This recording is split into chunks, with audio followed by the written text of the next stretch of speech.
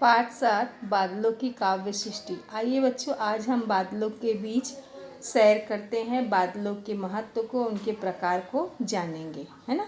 चलो तब हम आकाश में चलते हैं, आसमान की ओर।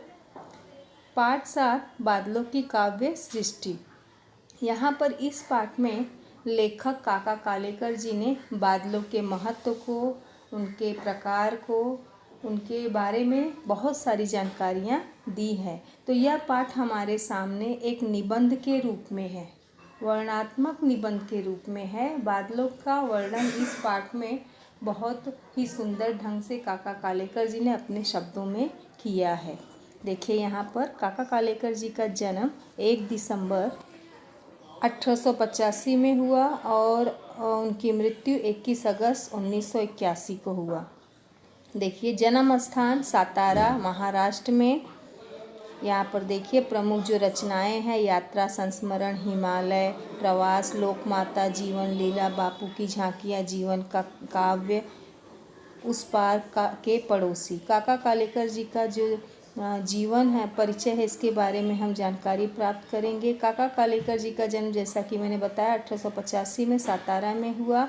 मातृभाषा मराठी के अलावा इन्हें हिंदी, गुजराती, बंगला, अंग्रेजी आदि भाषाओं पर भी इनका अच्छा अधिकार था, अच्छी जानकारी थी।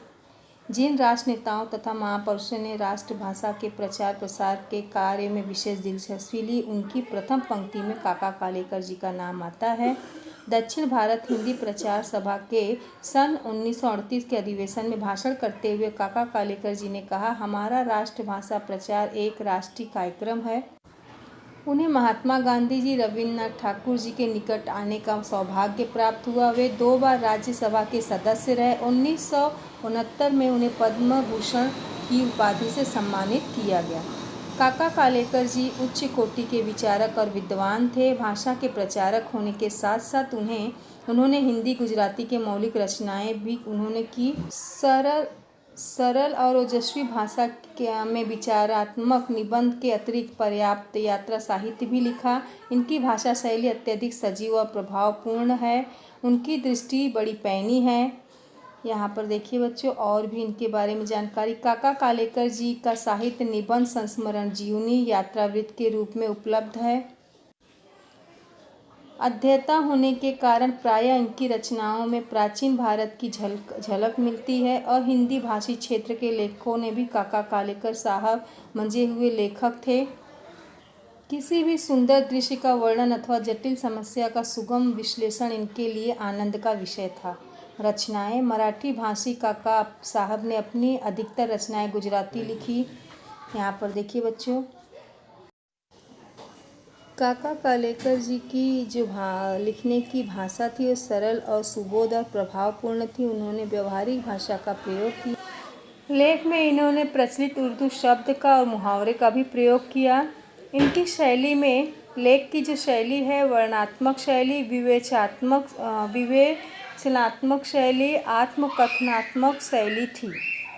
इन तीनों प्रकार में ये लेख लिखते थे।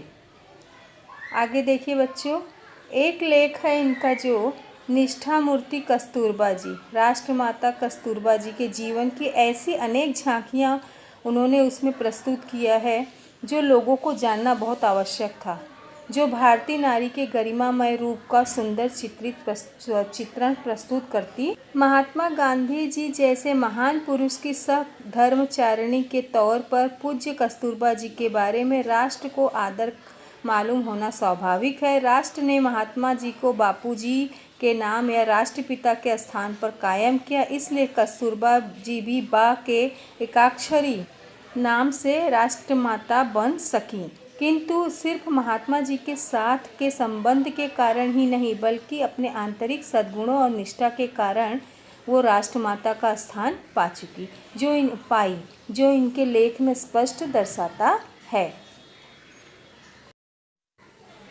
इसके बाद बच्चों मैं एक वीडियो भेजूंगी जिसमें पाठ के बारे में पूरी जानकारी है, पाठ कैसे पढ़ना है, ये सब हम लोग पढ़ेंगे और आगे प्रश्नोत्तर, इसका स्वाध्याय कार्य पूर्ण करें।